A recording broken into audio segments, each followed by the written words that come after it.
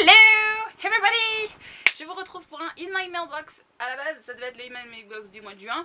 Et puis il s'avère que ça a dépassé pour faire In My Mailbox un peu juillet. C'est le plus gros IMM que je vous présente depuis le début de la chaîne. Il y a 22 livres à l'intérieur, donc entre les livres que j'ai achetés, les partenariats et les cadeaux de mon anniversaire. Je vous montre ça sans plus attendre. Commençons. Alors tout d'abord je vais commencer par les livres de mon anniversaire. Parce que j'aime bien ça. Alors, tout d'abord, de la part de Pauline, de chez Patatras, j'ai reçu le tome 2 des Sœurs Chambrées, un mari récalcitrant, écrit par Cassandra O'Donnell, édité chez J'ai lu. Il s'appelle Désiré, ce livre, parce que entre la sortie du tome 1 et du tome 2, il y a eu beaucoup d'attentes. Je sais que quand je vais le lire d'une traite, et j'ai très hâte de me plonger dedans. Vous aurez mon avis donc dans une prochaine vidéo. Hop là, oh là j'ai peur. Ensuite, le livre qui m'a été offert par la personne qui est juste là et que vous voyez pas. Donc c'est Chloé des Reliques du Lecteur. Donc elle m'a pris Let the Sky Fall par Shannon Messenger, édité chez Lumen. Voilà, je n'ai pas encore testé Shannon Messenger alors que j'ai Gardien des Cités Perdues qui est dans ma palle. Mais celui-là, le résumé était tellement original, la mythologie. Tu l'as lu? Non, mais il a l'air trop bien. Ah d'accord. Mais depuis quand tu l'as lu? Donc voilà, il a l'air génial, voilà, c'est une briquette mais franchement il me fait pas peur, il me donne trop envie et du coup même chose, vous aurez mon avis dans une prochaine vidéo. Hop. Ensuite je vais vous montrer un seul de mes achats Japan Expo. Je vous invite à regarder mon haul Japan Expo si vous avez envie de voir ce que j'ai pu acheter comme manga notamment, mais j'avais juste envie de vous montrer Mystified qui est un livre d'auteur indépendant qui est auto-édité en fait, et à l'intérieur c'est de la BD, c'est de l'illustration, vous voyez là on voit de la BD, il y a des mythes donc illustrés, il y a des colorisations, franchement il est magnifique ce bouquin. Je pense que ce sera assez vite lu en 20 minutes, c'est booké. Il y a une partie artbook, enfin sketchbook plutôt, et voilà, et je trouve ça splendide. Du coup voilà, je voulais vous le montrer. Si j'y pense, je mettrai le lien de la créatrice en barre d'infos, parce que voilà, ce petit livre fait 12 €, mais je trouve que vu que le papier il est épais, je sais plus comment ça s'appelle ce papier là, il est, tu sais, un peu pas magazine mais c'est du gloss, enfin il est glossy, c'est du papier offset normalement je pense. ouais, vous voyez, c'est épais, c'est brillant, c'est pas du papier cheap, donc c'est colorisé tout à l'intérieur. Donc franchement je trouve que pour l'édition 12 € ça vaut le coup. Et voilà, c'est une merveille pour les yeux en même temps. Donc je voulais vous en parler. Voilà, même Chloé elle a approuvé. Chloé la graphiste a approuvé. Non c'est pas à toi, tu peux le lire mais c'est pas à toi. La blague, c'est à moi. Bref. Ensuite, seul livre en anglais que je vais vous présenter dans cette vidéo que je vous ai déjà chroniqué, c'est P.S. I Still Love You de Jenny Han, la suite de To All the Boys I've Loved Before, sorti en France sous le titre Les Amours de Lara Jane à tous les garçons, que j'ai aimé chez Scarlett. C'est très long comme phrase, je l'ai lu, je l'ai adoré et voilà, fallait que je vous le présente même si vous savez déjà ce que j'en ai pensé.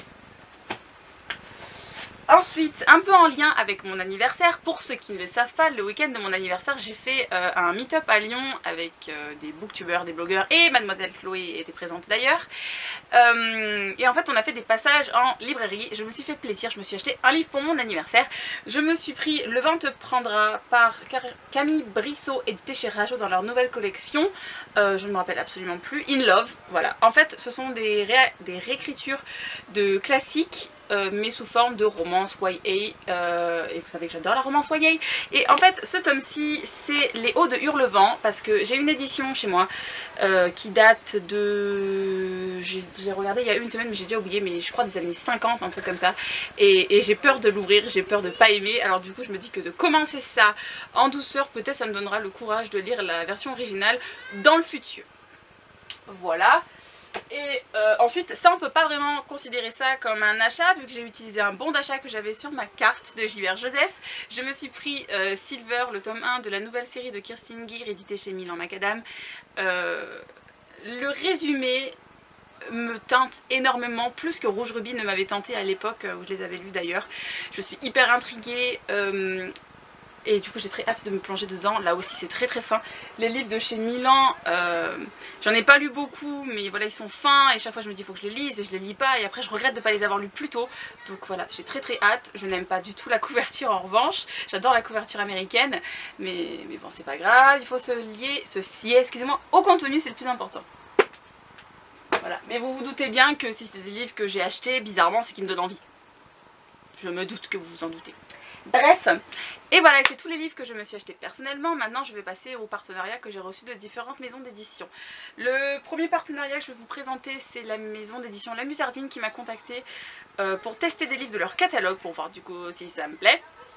Donc petite mention, pour pas choquer les gens, La Musardine est une maison d'édition érotique. Donc ce sont des livres qui sont mention fesses comme dirait Pauline. Ça va? T'es contente? Je l'ai dit, voilà. Pauline, pensez pour toi, numéro 2. Tu verras dans d'autres vidéos qu'on a pensé à toi. Donc voilà, alors tout d'abord j'ai reçu Sex in the Kitchen par Octavie Delvaux, donc édité chez La Musardine. Celui-ci il était dans ma pile à lire numérique déjà, donc il faut vraiment que je me bouge les fesses pour le lire, il a l'air excellent. Et en bas notamment ça vous met plus drôle, plus sexy et mieux écrit que 50 Shades of Grey. Voilà, le thème avait énormément plu et surtout si c'est traité de manière assez comique, je pense que ça pourrait me plaire davantage que si c'était pris au sérieux, parce que j'en ai marre de ces romances où la fille elle est obnubilée par le gars, genre elle a jamais vu un mec beau de sa vie et voilà, bref. Là du coup je pense que ça va me changer un peu. Ensuite le deuxième livre que j'ai reçu c'est Oser 20 histoires d'amour et de sexe, donc c'est un recueil de nouvelles.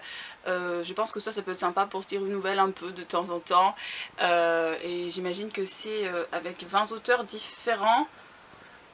Et derrière dans le pitch ils vous mettent 20 nouvelles avec un grand S comme sexy, sensuelle, salée, sulfureuse et sauvage. Donc voilà, ça vous donne une idée dans quoi vous vous lancez.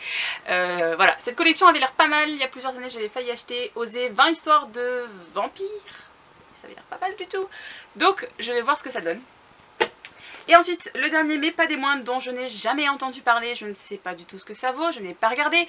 Et du coup ce sera le suspense quand je vais le commencer. C'est le livre Histoire pornographique par Valentine Abbé, donc toujours édité chez La Musardine.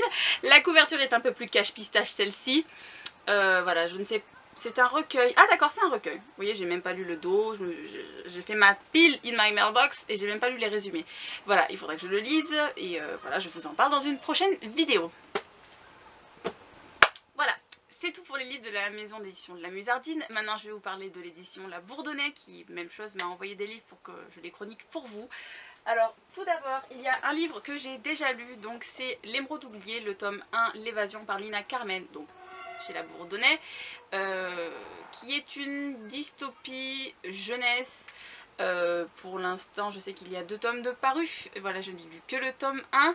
Je vous invite à regarder mon Hey Lolly Polly pour savoir ce que j'en ai pensé, mais regardez-moi cette couverture, c'est ce qui m'a attiré en premier lieu, c'est ce qui m'a le plus appelé que le reste. Elle est trop belle. Voilà, et ensuite le deuxième livre qui m'a donc été recommandé par Stéphanie, donc l'attache et le contact de la maison d'édition La Bourdonnais. Donc c'est l'intégrale de la saison 1 des Costello par Laurent Bettoni, donc chez La Bourdonnais. Apparemment c'est des vampires, mais pas que des vampires sulfureux, canons, comme on a l'habitude de lire dans tout ce qu'on lit, que ce soit en YA, en bitlit, en fantasy, fantastique, quoi que ce soit. C'est apparemment sous forme de petits épisodes, et voilà, et là aussi je pense que ça pourra se lire assez rapidement. Vous en saurez plus dans le prochain épisode. Bravo! J'ai au moins fait la moitié, oui! Bref, ensuite je vais vous parler des livres de la collection Hugo qui m'a envoyé 3 livres, même chose, pour que je vous en parle. Tout d'abord j'ai Le vide de nos cœurs par, non j'allais dire pas la bonne auteure, Jasmine Varga, édité chez Hugo dans leur collection New Way. Pour ceux qui ont vu ma vidéo, vous savez que j'ai lu ce livre, que je l'ai adoré et que je le recommande fortement, même si le thème est un peu triste. Ça donne beaucoup d'espoir, je l'ai beaucoup aimé, il y a de la romance mais c'est pas gnangnan cucu exagéré. J'ai beaucoup aimé et je vous le recommande. Ensuite, deuxième livre que j'ai reçu mais que j'ai chroniqué également, il s'agit du tome 1 de Lady Stace par Laura Trompette, donc chez Hugo. Celui-là j'ai un peu moins aimé notamment, et le tome 2 vient de sortir il y a 2 jours pour vous. Voilà, donc il est disponible si vous avez envie de lire la suite. C'est une romance homosexuelle entre 2 femmes qui se passe en France et par une auteure francophone. Donc voilà, si moi personnellement c'est ce qui m'a donné envie de lire ce roman, je vous laisse découvrir si vous avez envie. Et voilà. C'est hyper chaud là. Hyper chaud. Non mais tu peux laisser ouvrir, c'est pas grave, ils auront du bruit. Bref, donc le dernier livre que j'ai reçu de chez Hugo, c'est le fameux Maybe Someday par Colleen Hoover, que je n'ai pas encore lu parce que Colleen Hoover me fait peur, mais Faudra que je le lise. Je sais que ce livre il a énormément de bons avis. L'écriture, même si l'auteur est un peu sadique, c'est vrai que c'est beau, c'est agréable à lire et on est happé par les histoires des différents personnages qu'elle nous narre.